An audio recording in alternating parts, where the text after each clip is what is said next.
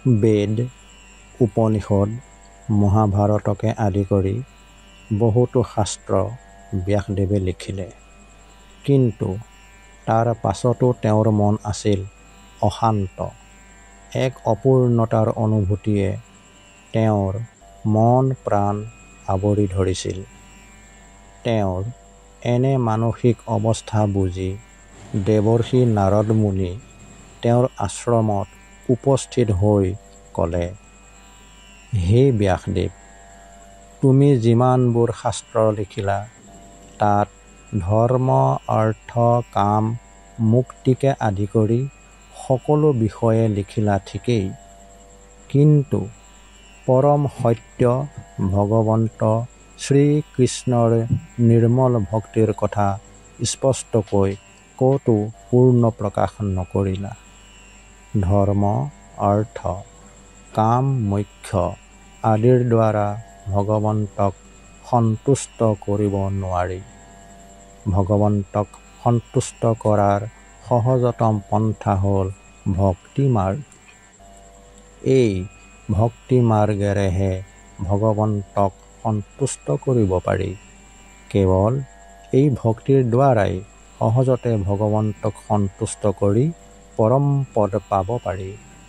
তাকে বুজাবৰ বাবে নাৰদ মুনিয়ে তেওঁৰ পূৰ্বজন্মৰ কাহিনী ব্যাসদেৱৰ আগত বৰ্ণনা কৰে এনেদৰে। হে ব্যাসদেৱ, পূৰ্বজন্মত মই এগৰাকী বিধৱা মাতৃৰ একমাত্ৰ সন্তান আছিলোঁ। মাতৃয়ে আনৰ গৃহত দাসীৰ কাম কৰি ঘৰ সংসাৰখন চলাইছিল।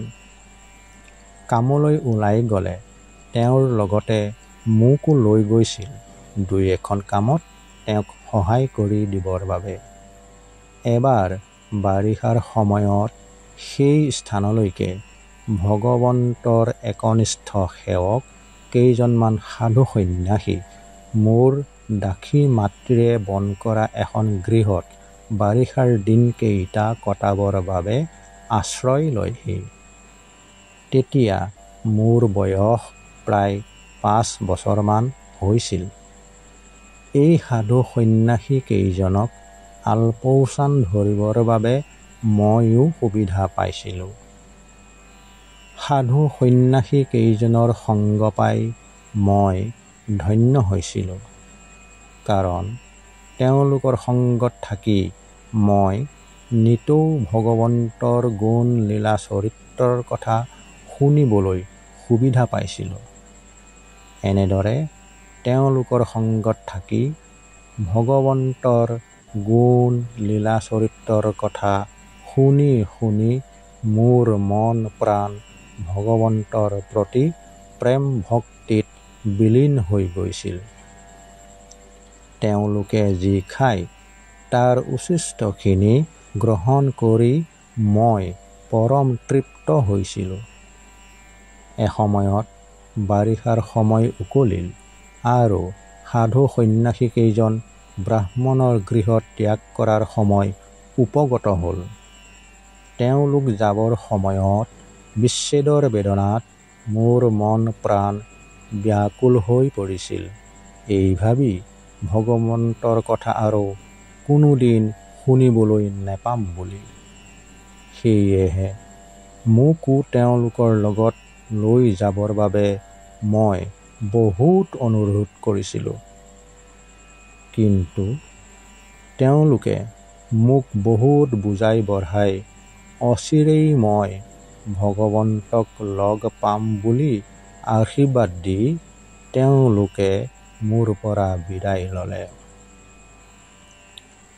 ইয়াৰ কেইদিনমানৰ পিছত মোৰ মাতৃক সৰ্পই দংশন কৰাত ইহলীলা সম্বৰণ কৰিব লগা হয়। মাতৃ বিয়োগত মনৰ দুখত ভগৱন্তক হৃদয়ত ধৰি উত্তৰ দিশলৈ বুলি গতি কৰি বনে বনে ভগৱন্তৰ গুণ নাম লৈ ভ্ৰমি ফুৰিলোঁ।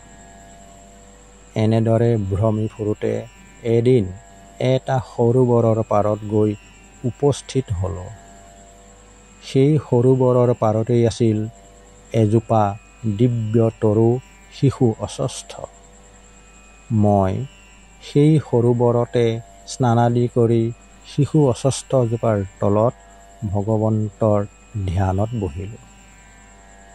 ভগৱন্তই এইবাৰ মোক ক্ষন্তেক সময়ৰ বাবে ধ্যানত দেখা দি অন্তৰ্ধান হ'ল আৰু লগে লগে আকাশবাণীৰ মাধ্যমেৰে মোক ক'লে যে এই জন্মত তেওঁ আৰু মোক দেখা নিদিয়ে, কিন্তু ভক্তিৰ বলত অতি সোনকালে মই পৰৱৰ্তী জন্মত দৈব্য ৰূপত জন্ম লৈ মোৰ ইচ্ছানুসাৰে তেওঁৰ সদায় দৰ্শন পাম।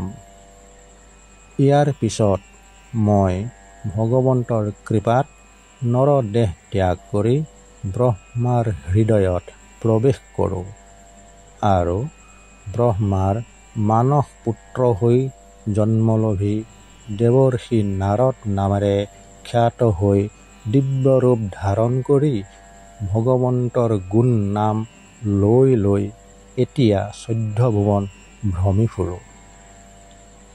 এয়া একমাত্ৰ সম্ভৱ হ'ল সাধু সংগত থাকি ভগৱন্তৰ প্ৰতি জাগ্ৰত হোৱা প্ৰেমময় ভক্তিৰ বাবে। হে সাধু সমস্ত, দেৱৰ্ষি নাৰদ মুনিয়ে ব্যাসদেৱক এনেদৰে তেওঁৰ পূৰ্বৰ জন্মৰ কাহিনী কৈ বুজাব বিচাৰিছিল যে তেওঁ নিজে সাধু সংগত থাকি মুক্তি পালে কেৱল কৃষ্ণ কথা শ্ৰৱণ কৰি হৃদয়ত জাগ্ৰত হোৱা প্ৰেম ভক্তিৰ দ্বাৰা। সেয়েহে তেওঁ ব্যাসদেৱক সৰ্বশ্ৰেষ্ঠ কীৰ্তি হিচাপে শ্ৰীকৃষ্ণৰ লীলা আৰু ভক্তি মাহাত্ম্যৰ বিষয়ে এখন গ্ৰন্থ লিখিবলৈ উপদেশ দিয়ে। আৰু এনেদৰেই নাৰদ মুনিৰ উপদেশ মৰ্মে ব্যাসদেৱে ৰচনা কৰিলে সূৰ্য পুৰাণ শ্ৰীমদ ভাগৱত।